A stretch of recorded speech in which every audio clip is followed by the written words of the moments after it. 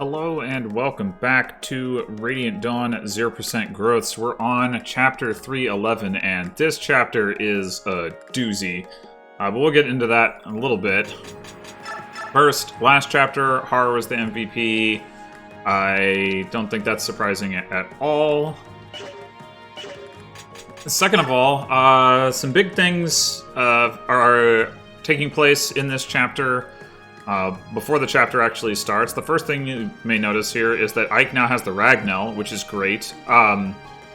The ability for Ike to attack at 1 to 2 range with an 18 might weapon is absolutely fantastic, and we also get the Speed Wing from 3-9 as the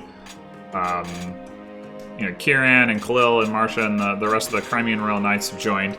Now, Ike has to use the Speed Wing at some point in the game anyway, because otherwise he can't actually fight Zelgius without dying. So, I gave it to him now, because it's incredibly helpful for this chapter. The combination of gaining the 1 to 2 range and the extra 2 speed moves Ike way up the list in terms of like our good units. Because his strength and defense were always good. His biggest limitation is like weak 1 to 2 range and mobility. Well, the mobility problem, we'll get into that, but this is what solves the Ragnall. I mean, is what solves the weak 1 to 2 range problem. And also he has slightly lower speed than he has the same speed as had the same speed as Titania, but slightly lower speed than Har. That was another consideration, but now it's slightly higher. Okay, so that's one thing. The next thing is, like I said, the Crimean Royal Knights joined, but also Tanith and Sigrun joined for this chapter. So, Sigrun... Sigrun and Tanith have, like, pretty similar stats. Sigrun's got 24 speed to Tanith's 23. Tanith's got 20 strength to Sigrun's 18. So, it's actually kind of similar to the comparison between Titania and Har, except they're both significantly weaker than those two in terms of damage output, both because they have lower strength and because they're using lances instead of axes. Well, they can use swords too, but it doesn't really matter. In any case, as you may notice, I also forged them some weapons. I've actually forged a bunch of weapons this chapter. Forged for them. I also forged a new hand axe for Har, and gave the mostly used one to Titania. I think that's it, but it's still, like, rather a lot of forging, really. Anyway, so yeah, like, similarly to, like, Har and Titania, you have, like, Sigrun is slightly faster and Tanith is slightly stronger. Sigrun starts at level 19, Tanith starts at level 16, which, means that in the short to medium term, Sigrun is going to be better, not just because in general the 1 point of speed does make a pretty big difference right now because there's a lot of enemies at 20 speed, but also because she's going to get to promotion faster. Part of the reason she's going to get to promotion faster is because we did get a Master Crown, but I'm not giving it to Tanith. I strongly considered giving it to Tanith because Tanith has further to go to get to level 20, but ultimately decided to give it to Mia instead. So Mia has been promoted. This bumps her to 30 speed, which is actually very relevant in this chapter, as well as getting her some additional strength and durability, and access to Astra, so which is also really nice because her activation rate is quite good. So, yeah, that's definitely relevant for this chapter. I'll get into more of why that is when we actually get into the chapter, but the point is that that's why I didn't promote Tanith. So instead, Tanith, along with Sigrun and Oscar, has the Paragon skill equipped, so all three of them have that. They're all bumped up to 99 XP, so we got Oscar and Sigrun at 19 and Tanith at 16. Realistically, Tanith can expect to get to level 18 in this chapter, and we might see probably Sigrun, of the two of them, promote in mid-chapter, but it doesn't really matter whether she does or not. It's not like, oh, we gotta get her to promote mid-chapter so that she can do something. There's nothing like that going on. Anyway, I think that covers all of that stuff. Yeah. So skills-wise, there's some other things to mention. So first of all, oddly enough, I wrestled with how to use the skills a lot for this chapter. Like, I bounced around between a bunch of different configurations, and ultimately actually landed on it, putting Celerity on Ike, weirdly enough, as well as Provoke. The Provoke is probably more obvious now that he's got the Ragno. Like, he's once again like a tremendously effective enemy phase unit. But yeah, I tried a lot of configurations that involved having Celerity on Har, but it turns out not to be so effective. Actually, that does remind me though, I did want to change one thing. Yeah, which is actually, well, do I want to change this? I think I do. Just in case. During my previous run through the chapter, I realized I actually did have room for Har to have Pass, as well as Savior. Because he doesn't have Celerity anymore, but for some reason I hadn't equipped it. And I didn't need it, but I didn't need it on Janaf either, so anyway. So yeah, so Titania has Pass, now Har has Pass, Har also has Savior. I still have Wrath on Shinon, just because of reasons. There's not really any need for it. But, oh, I guess we got the other Adept Scroll. That's notable. From the one that I had equipped on, I think, Marcia for 3-9. So Mia had one before, and now Shinon has one as well. And I also moved Daunt to Mia, and I'll get into why that is in a bit as well. We've got Wildheart and Smite now on Ranulf because we don't have a deployment slot, unfortunately, for Mordecai, who I would definitely prefer to use because he can smite more people, but oh well. Anyway, yes, I think that's all there is to cover here. I don't think we got any like support stuff going on. For some reason, Janaf and Ulki still haven't unlocked their support, which I was hoping they would by now. It'd also be nice if Ike and Mia's support had gotten to A, but sadly not.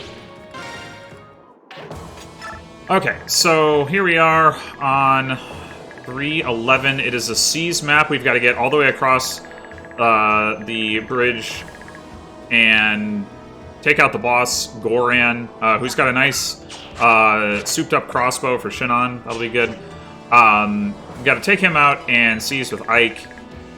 And the enemies on this chapter are tough. There's not a lot of room to maneuver, and we don't have Rayson. I mentioned last chapter about the whole, like, you don't have access to Rayson thing. Leanne's going to show up. Leanne is noticeably worse than Rayson. And granted, Rayson has to transform to be able to chant for multiple people, but once he does, he can chant for 4 people instead of 2, and he has a lot more movement. So, also, actually, Leanne's fragility is relevant in this chapter as well. Which is pretty annoying. But, again, we'll get into that later. Some other notable things about this layout. So, there's these stone ballistas, 3 in the back here, 1 up here. Those are mostly relevant. Well, I would say entirely relevant because of Leanne. Like, everybody else they do almost no damage to. But, because they've only got 22 might. But Leanne has very little defense. There's also a guy with a physic here and a guy with a rescue here. That definitely plays an important role. In terms of who we're bringing for this chapter, we are bringing these 4 because they're required: Ike, Ranulf, Sigrun, and Tanith. And then also Har, Oscar, Shinon, Riss, Mia, Janaf, Ulki, and Titania. And I guess without further ado, we can get started. So, the first thing we're going to do is we're going to have Har come up here and take this guy out. And most of the paladins in this front group have 20 speed. Titania can only take out 2 of them. She can take out this guy here, who's got 19 speed, and this guy here, who's also got 19 speed. So we positioned her so that she can take out one of them. Also, it's the furthest forward that she can be, which is helpful anyway, but that's why we want her specifically attacking that one. Then, we're going to do some shoving with the Hawks. We're gonna shove Shinon with Hulky, and we're gonna shove Mia with Jannoth. And the reason we're doing this and not just immediately grassing them up like I've normally done is because we don't have access to Racing, and we can only chant 2 people per turn. Having them grass twice is kind of pointless because we're not going to chant for them next turn anyway. So we can grass them next turn when the shoves aren't nearly as impactful. But in the meantime, we're going to come over here, shift Ranulf, and smite Mia forward. Then we're going to go ahead and have Ike come up and hit this guy.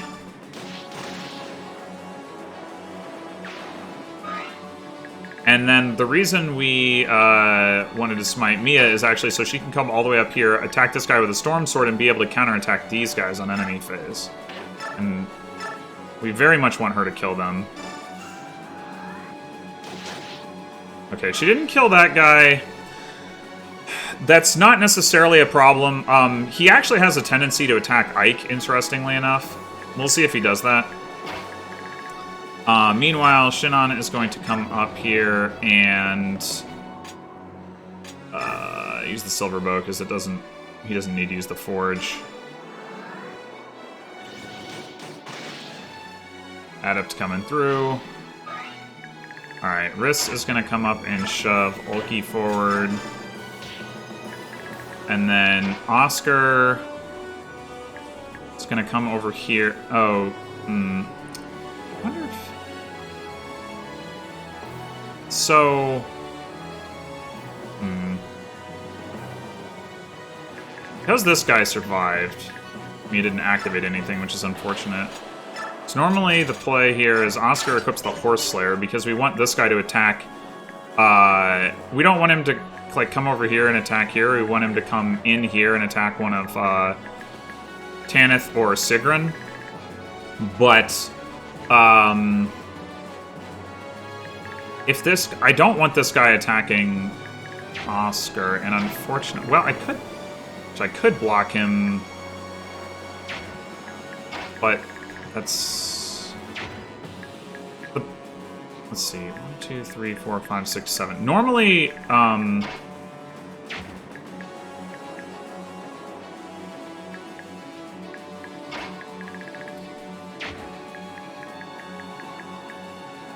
I think this actually will be fine. So normally,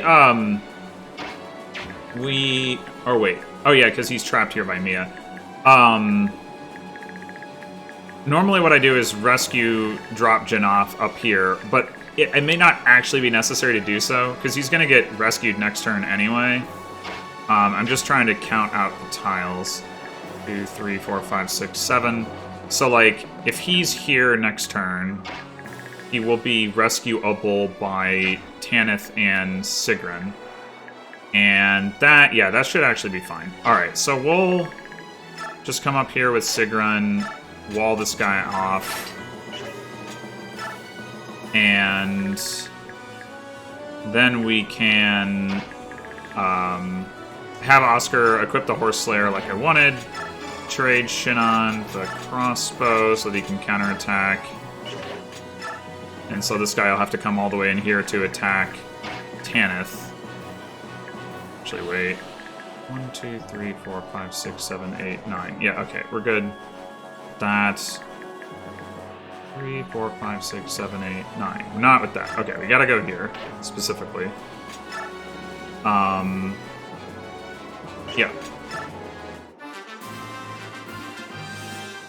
Yeah, okay, so yeah, he'll attack Ike and die. So that part's fine that Mia didn't get the kill there. Oh, this guy's attacking first. Well, that's very kind of him. Normally the warrior attacks first, which is bad insofar as Mia can fail to kill him and then fail to kill the mage if that happens. Nice. Alright. She got the kills. That's important.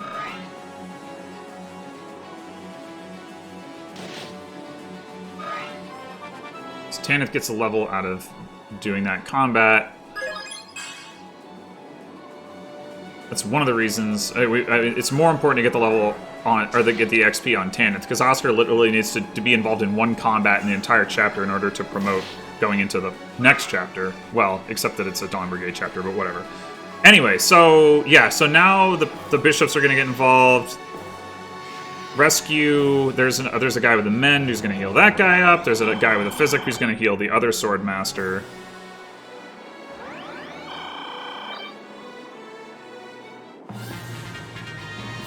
All right. So now, first thing we're going to do is Mia is going to swing around to the other side of this guy, and she's going to go for the kill on this guy. Very good. Okay, and then we're going to bring Ranulf up and have him smite Shinon out of the way of Sigrun. So this guy here has 20 speed, which means Sigrun doubles him, but Oscar and Tanith don't. The Horse Slayer is not a very accurate weapon. I can show that off. 69 hit here. I think Tanith would have slightly better hit. She's got 21 skill. Actually not.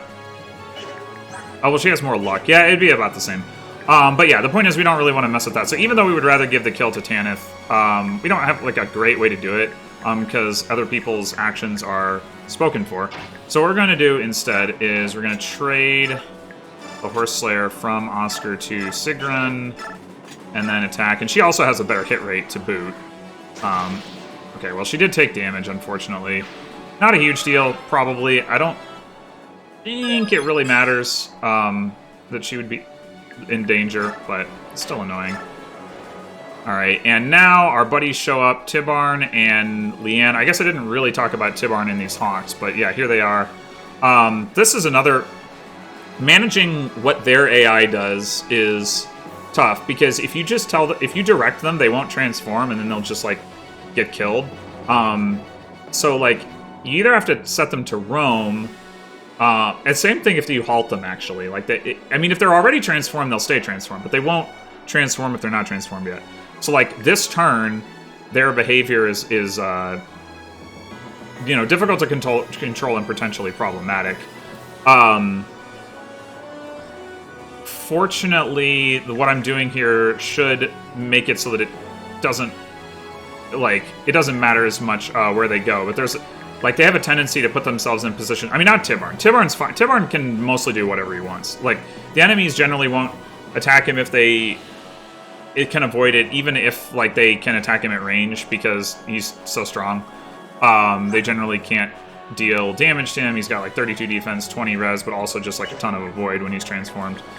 But these guys, the enemies will tend to attack them when they can, and there's a lot of enemies that I want to die in enemy phase that these guys won't kill on enemy phase, so they can be a problem. And I did look into solutions that involve, like, having them wait for a turn and just die, but fortunately we don't actually need to do that. Anyway, so next up we are going to have Har come up. So Har is the one with Savior. We're going to go ahead and trade Mia her Forge, just to make sure that we don't forget to do that later. Rescue her and come over here. Something to note about the two enemies over here that Mia killed on enemy phase. If either one of them is alive, well, maybe that's not quite the right way to say it. So there's a warrior here and a sage here. If the sage is alive, then Leanne will show up in one of these two spaces, depending on whether the warrior is here or not. If the warrior is here, she'll show up here. If the warrior isn't here, she'll show up here. And we want her to chant right here, which means, like, if the sage is there, but the warrior... If they're both there, then that's fine. She can show up here, and she'll come over here. But if the warrior moves and the sage doesn't move, then she shows up here and she's too far away. So that's why it's important that we either kill neither or both of those enemies, unless the sage moves first, which it normally doesn't, but for some reason this time did. I don't really know why. But the upshot of that is yeah, we would prefer the enemies to die than to not die. That's basically, that's why I went that direction, and that is partially because of the way Tibarn's AI works, which is Tiamarn will tend to go after the warrior if the warrior is still around, but I don't want him to go after the warrior. I want him to go after this guy. Anyway, so, now we can have Riss come up and heal Ike. We don't need to do this. Ike could heal himself, but since Mia didn't take damage, we're going to just do that. We're also going to have Shinon come up here and take this guy out. Now with Mia's Rescue Daunt in play to slightly decrease the chance he takes damage. Although, again, it doesn't really matter if he does. And then Ike with his special boots can get all the way over to here. And we can go chant for him.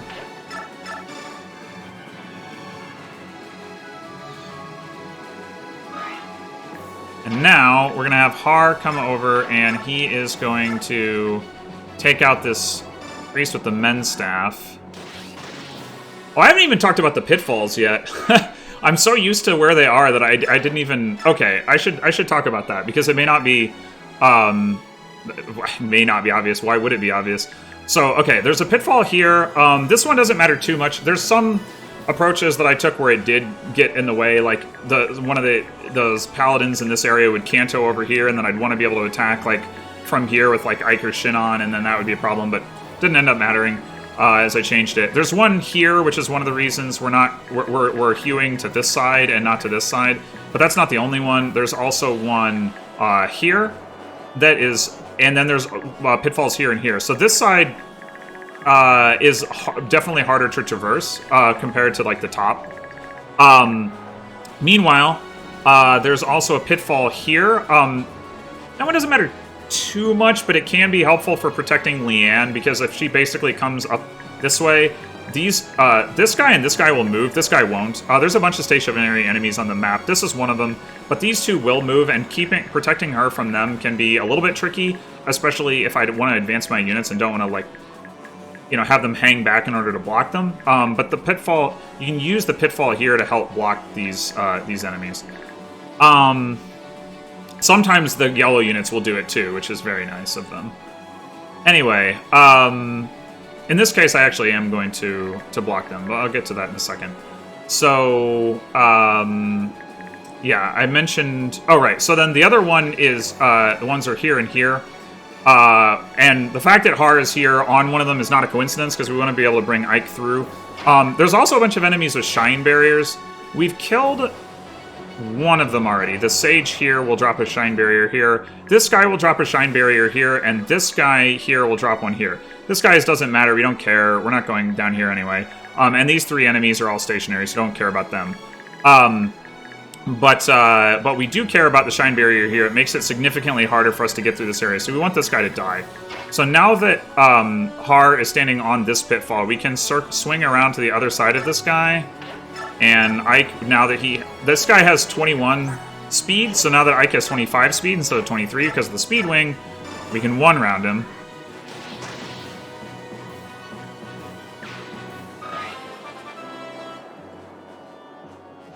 And because Ike has Provoke, and there's pitfalls over here, there's not, like, even though there are, like, would seem to be paths for the enemies to get through and attack further behind, they actually don't really have the ability to do that. Anyway, so now we're going to have Titania come up to here, and she's going to trade Sigrun's weapon, just so that if one of the generals attacks Sigrun, which they actually probably will, one of the damaged ones, then she doesn't have to worry about having not very effective weapon equipped. And then we're gonna attack this guy. And then we're going to have Bulky just come up here and use some grass. And have Janaf come up and use some grass. They'll be ready to transform next turn. And then we can have Sigrun rescue Janaf, come up to here, and then Oscar is going to grab Janaf, drop him here, and then move to here. And that is our turn. Now, Tibarn, because that warrior is dead, will take out this guy. And then those other two Hawks will attack the southern general, not the injured one, even though they could kill the injured one. I'm not really sure what the reasoning is. And in fact, I've tried setting up...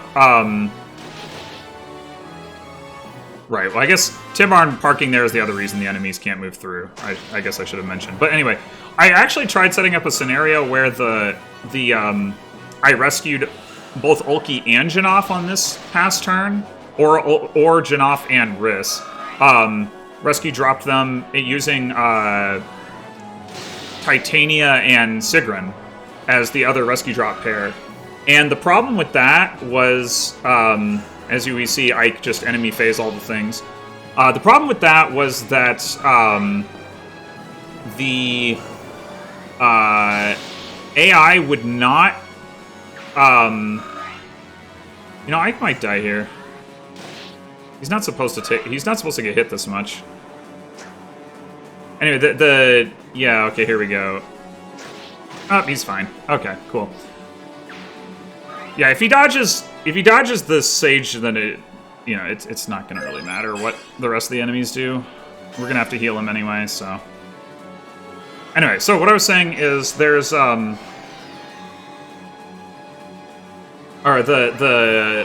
non-Tibarn Hawks will prefer to go for those generals over attacking like a paladin that they could kill in the back. Like either one of them could kill by themselves, basically. Which is crazy to me. Like, I don't know what the rationale for the AI is. One thing I do know is that the AI likes to try to group up with Ike, and that definitely plays a role in like where they just moved, for example. But it's not quite as obvious here as it is with some other setups where, like, if I were to have like Ike like over here, for example, they'll just like fly straight up here and like surround him. It's really weird. I don't know why they care so much about that. Like, because they're on Rome, they're not on, like, Rally, but anyway. Alright, so... now... the first thing we need to do is have Har kill this guy. We need Ike to get past this guy. Har has the hammer with him for just such an occasion.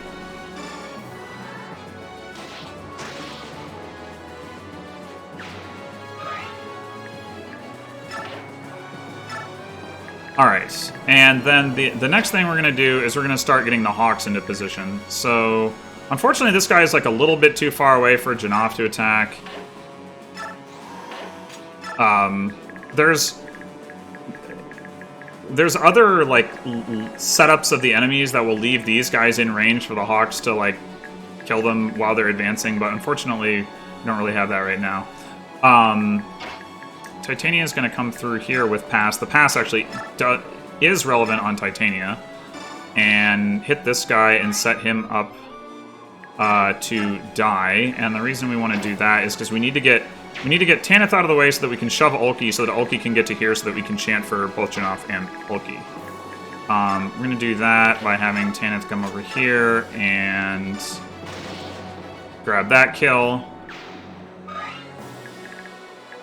Then we're going to have, let's see, Sigrun. Actually, we can do this. Do that. Shift Ulki.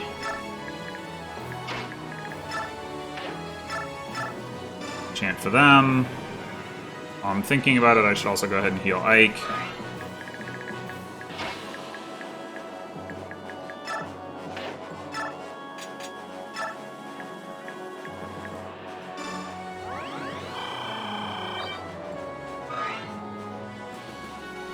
But yeah, we're gonna have Sigrun come up here, and not there, here.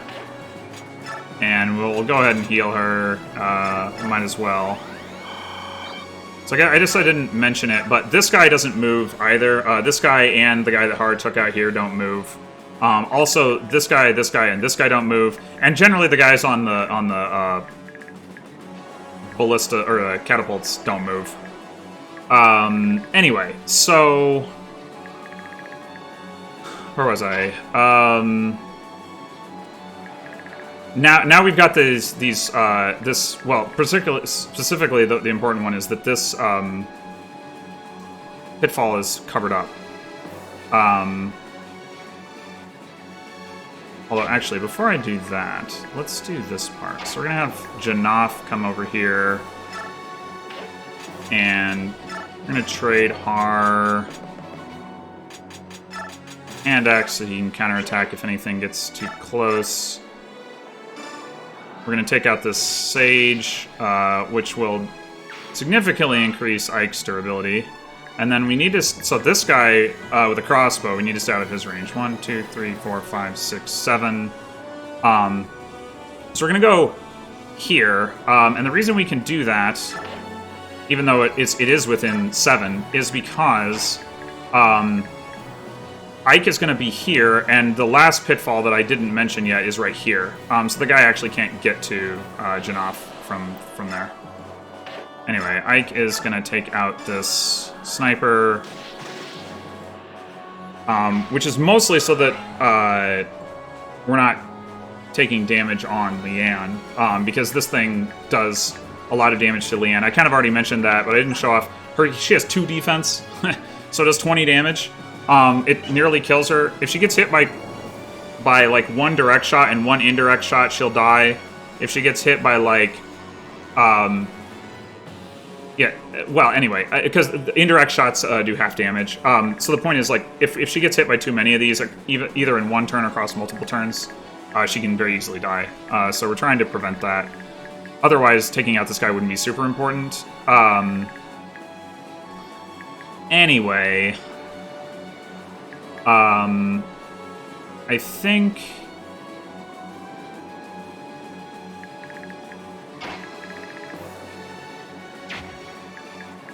Yeah, I mean, I guess there's no harm in trying to pick this kill up with Shinon. It might even be beneficial. Oh, alright, down he goes.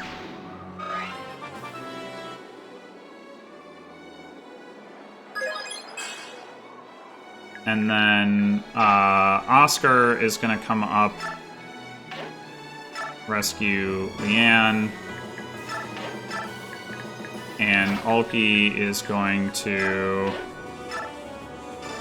take her, drop her off, and then leave 1, 2, 3, 4, 5, 6, 7, 8, 9. So we can put Ulki here or here. I'm going to put Ulki here, I think, because I think I end up needing to move him, keep him in that particular row. Yeah, so Tivarn's just going to charge in there, which is totally fine. Tivarn being very strong, of course. Yeah, that guy... Oh, you know what? That guy didn't take as much damage as he normally does. That could be a problem. I need him to die, probably. Okay, he might die anyway. Good, okay. And the reason I want him to die is because I want the enemies to be attacking Ike and or Tivarn, not that Hawk. He was supposed to take damage earlier. I forget from whom. One of the generals, presumably. He didn't, but luckily the Thunder Sage got him, so. And the nice thing about that setup is that Ike is... If that Thunder Sage attacks Ike, Ike has to dodge it in order to not die. But fortunately, because he attacked the Hawk, now Ike is basically guaranteed to survive. Maybe he's not technically guaranteed. I haven't done the math, but...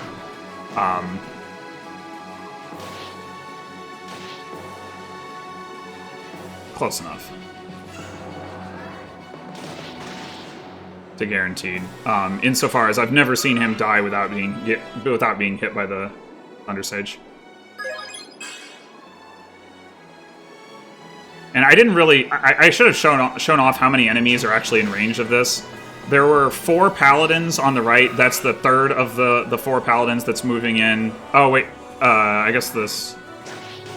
Okay, that's a little unfortunate that that guy moved first. Actually, no, it doesn't matter, because he can reach Tibarn.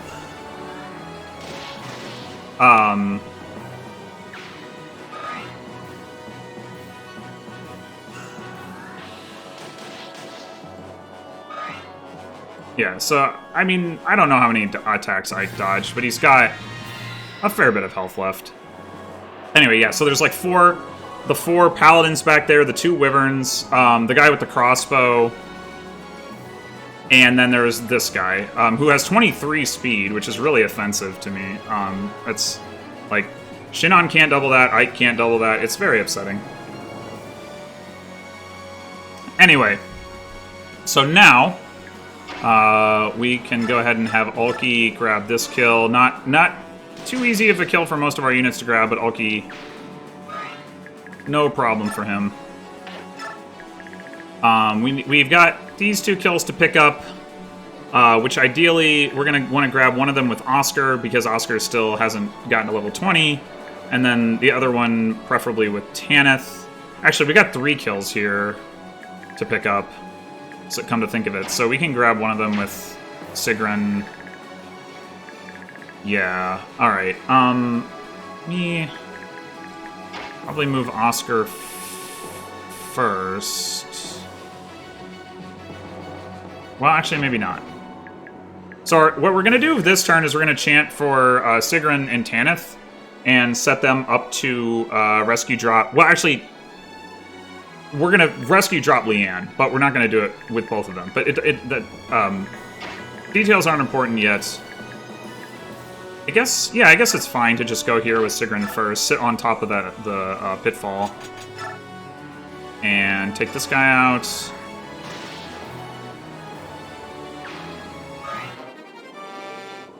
We get another Horse Slayer. We don't really need them both, but... And Oscar... Take this guy out. Get to level 20.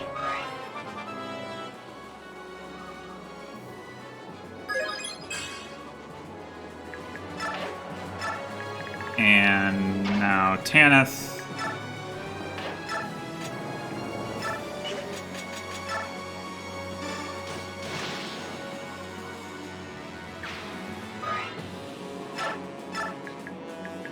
And before we move,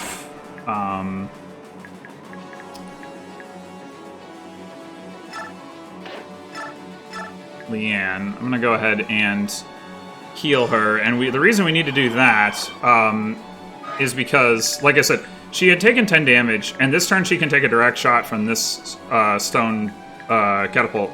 And if that happens, she dies. So that's no good. We're going to take out the other 2. Well, sort of. And then we're going to have Ranulf come up here, and we're going to smite Riss into the thing. It doesn't actually matter that we do this, but it pleases me to do so. Oh, we didn't even need Shinon's damage over here. Huh. How about that? I guess the enemies took a little bit more damage than I've seen them do before. Okay, I'm down with that. So now we're going to come over here with Titania. And we're gonna whack this guy. And we're gonna chant as mentioned.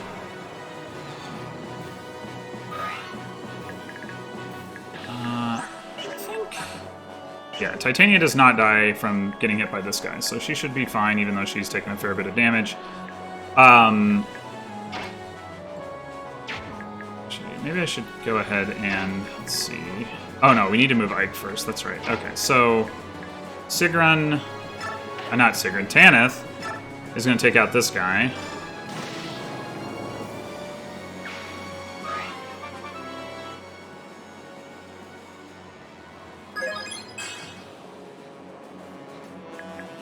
I'm just going to stick her up here in the corner, just trying to make sure that these wyverns can't reach her. I don't think it really matters exactly where I put her for that purpose, but... Then Ike is... Actually, before we do that, we're going to have Har come over here. And he's going to equip his melee weapon, because he's not going to be fighting at range. We're going to drop... let's actually make sure... Okay, yeah, we're going to drop off Mia here, and we're going to put Har here. This does put Mia in range of this guy, but that's okay. But we want the support here for Ike to take out this guy.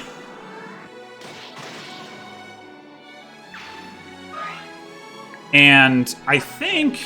Let's see, 36... Yeah, actually, no. If these guys did both hit Ike, they would kill him. But luckily, they're not actually going to be able to reach Ike, so it doesn't actually matter. So we're going to rescue Ike with Sigrun... sorry, rescue Leanne with Sigrun. 1, 2, 3, 4, 5, 6, 7, 8...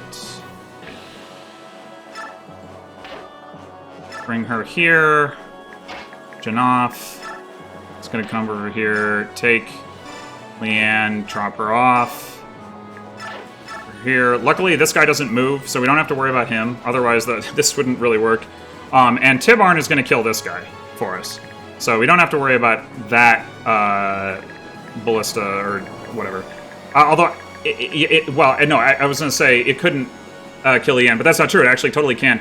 Because this thing can, like, shoot along the line of the pedestal. For whatever reason, the range is counted from the pedestal rather than from the catapult itself. So it can hit in this column, and if it hits here, it does 10 damage to the Leanne, and then this guy kills her. So, fortunately, we can prevent that from happening. These guys can go 1, 2, 3, 4, 5, 6, 7, 8, 9, which means they can't actually attack Ike, because they can't, like, stop on top of the sandbag. So that works out pretty nicely. And Shinon honestly has nothing to do. He's supposed to... he's supposed to have something to do this turn in terms of clearing out the enemies here, but he actually doesn't, which is, I mean, fine. I guess I don't even need to use the Vulnerary. I don't see any reason to do so, so I'm not going to. Yeah, so Tibarn takes that guy out very considerately. This guy, we don't really care what he does. He dies. Okay, fine. Oh, I didn't realize the guy with the rescue staff was still alive. That's funny. At least I assume that's who it is. Yeah, the rescue staff gives +5 speed and +4 defense, which is actually, like, pretty impactful, because the guy ends up with 24 speed, so he's actually really hard to deal with. For a lot of characters, at least.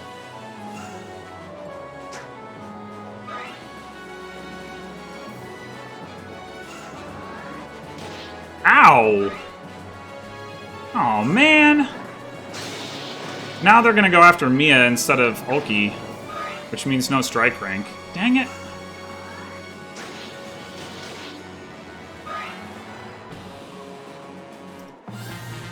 That is annoying. I actually wonder whether we are going to have to heal Mia, too. In case it's not obvious yet, Mia's our boss killer for this chapter. The boss, we haven't really looked at him too much, but he's got 25 speed, which means she's the only one who doubles him. Well, the Hawks do, but he's got this massive crossbow. So that's not safe.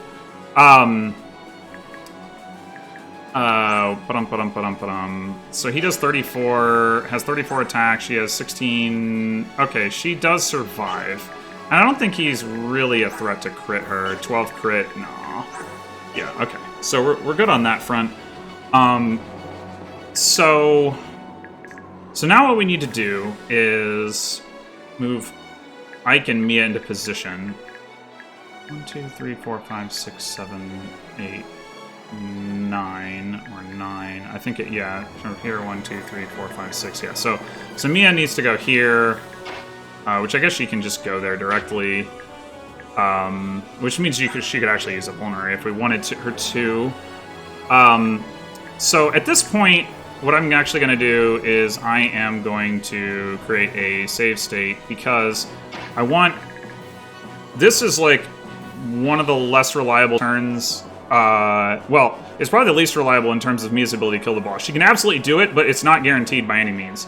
I tried setting things up so that Har could attack the boss before Mia in order to remove that unreliability, but the problem is for him to be able to reach, he needs celerity, which means Ike doesn't have celerity, which means Ike can't really get into position to do as much enemy phasing, which means there's more enemies around, like on previous turns, and it ends up just being a big mess. Yeah. Oh, right, Har has pass. Okay. So we're going to try this right now. 78. It's actually a little lower than I feel like it normally is. Okay, we got him. Good, good. And then, actually, maybe I'll just go ahead and save state that too. Because we still got the Mia attack to worry about. So now, actually, mostly what we're going to do is just get a little training in before we finish up with Ike and Mia. So first of all, we've got Oscar back here. He should be able to get the kill on this guy.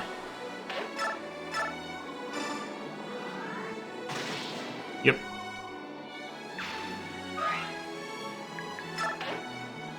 And we've got... So we would like to get... We'd like to get a kill for Sigrun. That will promote her right now. We'd like to get a kill for Tanith. Oh, hey, there's this guy back here. Let me just... Oh, she can fly around the backside. Oh, okay, okay. So, let's do that. Bang. So we get the promotion on Sigrun.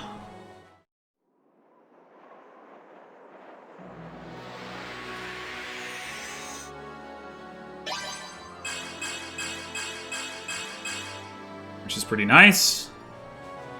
Oh, I didn't really... I talked about Sigrun and Tanith, but I sort of didn't. All I said was that they were, they sort of had a strong one, fast one thing going, like Har and Titania. Not that Har and Titania normally, have that going, but, in 0% growths, they do, specifically. And actually, that's not even true if you don't give Har a speed wing, but whatever. Let me actually talk about them, for real. So, they're they sort of fit into the category of units that are, late joining units that are made dramatically better by a 0% growth context. Not that they're bad normally, but they do have a tendency to be statistically outclassed by the time they join if you are playing with growths, especially if you're not playing super fast. The fact that they're flyers, of course, means they still definitely have some value, and if you do promote them, the promotion gains are definitely noticeable. You can see now with 26 speed, Sigrun would double all those enemies with 21 and 22 speed that we've run into. Although I guess I didn't really point out all of them. I pointed out the one guy with the shine barrier, but there's a lot of the warriors on this map have 22 speed, for example. I guess I pointed out the one at the start with the short axe. Or maybe I didn't point out that he had 22 speed, but that's one of the reasons we wanted Mia to enemy face him rather than Har or Titania. Anyway, so that makes a difference. Likewise, Tanith promoting to 25 speed, as we can see the difference that 23 to 25 speed makes for Ike. So, Tanith definitely benefits from that as well. They do have, yeah, but so they do have, good bases, really good bases for this 0% growth context. And I definitely expect them to be stars in Part 4, not in the tower, but in Part 4 before that, not least because, obviously we got the Desert chapter that we're probably going to send them to. Can't really think why we wouldn't. That, so many units struggle to contribute meaningfully in. They can definitely make a big difference there, just from being flyers, if nothing else. They're pretty good at killing weaker enemies. They can kill these sages. And, well, this guy doesn't, but there's a sage...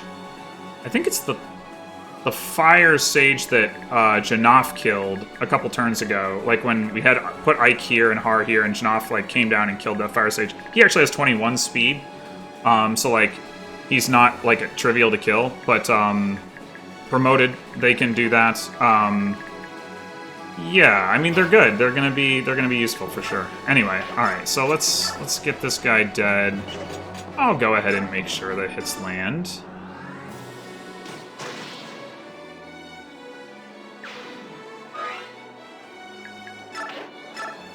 And we might as well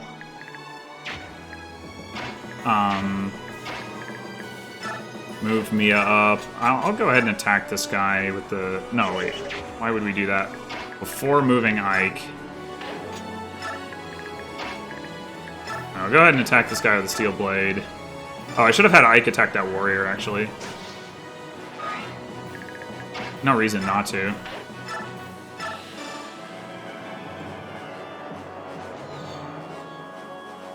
Alright, let's go ahead and do this and make sure that we get this kill.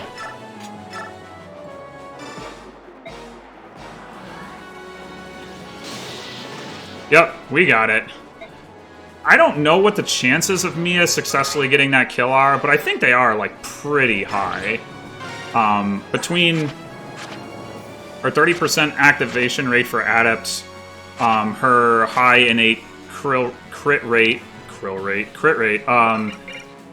her, I think that Astra is skill-based. I don't know if it's 28 or 14%, but, like, when you're adapting, you repeat the chance to activate it, of course, and she's doubling. Anyway, so it's, you know, it's pretty good. Alright, so now we just want to get a little bit of strike rank on the Hawks. And, doesn't really matter who we attack here. I guess what we want to do is avoid having a risk of critting. So that, we get both of our attacks in. Oh, no.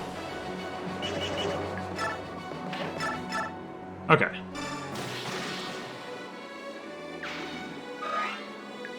And then, I guess we can...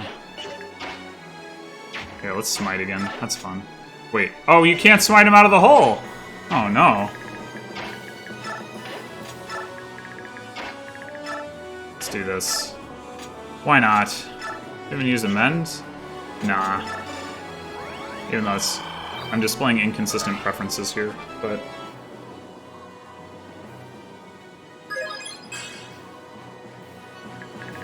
Alright. And with that...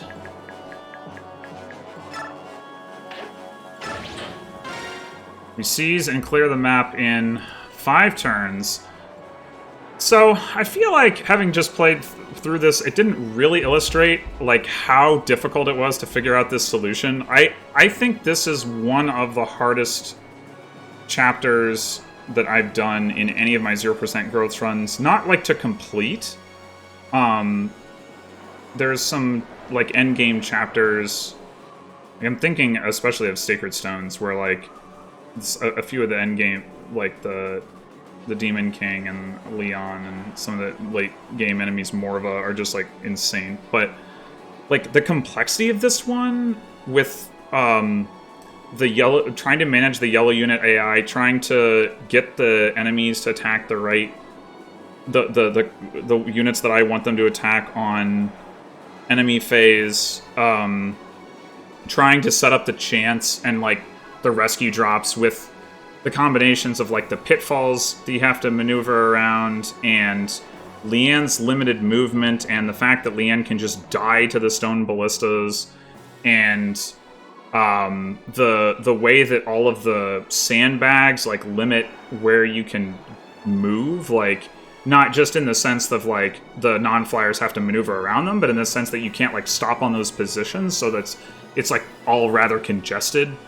Like, I tried so many different ways to and the thing is, like, when the very first time I played through this chapter, I got relatively close to the, like, to the seize point on turn 4, and was sitting there looking at this, like, okay, I think maybe this is a 5-turn chapter. And then I started looking at, like, what I needed to do to get from where I was on turn 4 to, like, actually seizing on turn 5 and realized, like, there's nobody who can really kill the boss except Mia actually can, but, like, I didn't have a way to get her all the way forward. And, like, you know, it's going to be hard to get Ike there. Leanne has low movement, so, like, am I going to be able to shove her enough? And I don't have anybody else to shove Ike if I'm shoving Leanne. Like, I've only got the 2 Hawks. Ranulf's way the hell in the back. You know, Shinon can't do it. Risk can't do it. Not that they're close enough anyway. Like, it's pretty much just, like, rescue dropping. But I was going to need to, like, rescue drop Ike and then shove him or something. And, and so then I was, like, looking at, like, a 6-turn clear, and then I tried a bunch of things, and I couldn't even really get a good setup for a 6-turn clear. And I was like, well, it has to be doable in 6 turns. So then I actually, like, break through and figure out a way to advance Ike, like, even further, while having him enemy phase all that stuff safely by having Mia, like, sit there as a backpack, basically. It's like, it was almost like a Fate's Awakening approach. Like, I actually considered having Ike be the one with Savior and just carry Mia around himself. But that gets a little awkward, because you have to, like, take an action to get Mia from, like, somebody with Kanto into Ike, which I didn't really want to spend that action doing that. So I thought it was easier to just do it on Har. Plus, that way Ike can have both Celerity and Provoke. Not having the Provoke could be problematic. Anyway, but I'm really happy that I figured this one out. It was, yeah, like like I said, one of the craziest chapters. Definitely like the craziest chapter to play so far in this game. I'm assuming that some of the forthcoming chapters will be even crazier. Next chapter is probably going to be completely nonsense, with the Dawn Brigade again having to kill enemies, and this time they're not Lagoos. We don't have, like, Beast Foe to deal with them, and them being untransformed. Like, I don't even know what I'm going to do in that chapter. But, well, I guess we'll find out next time. So thanks for watching, and I'll see you again for 312. Till then.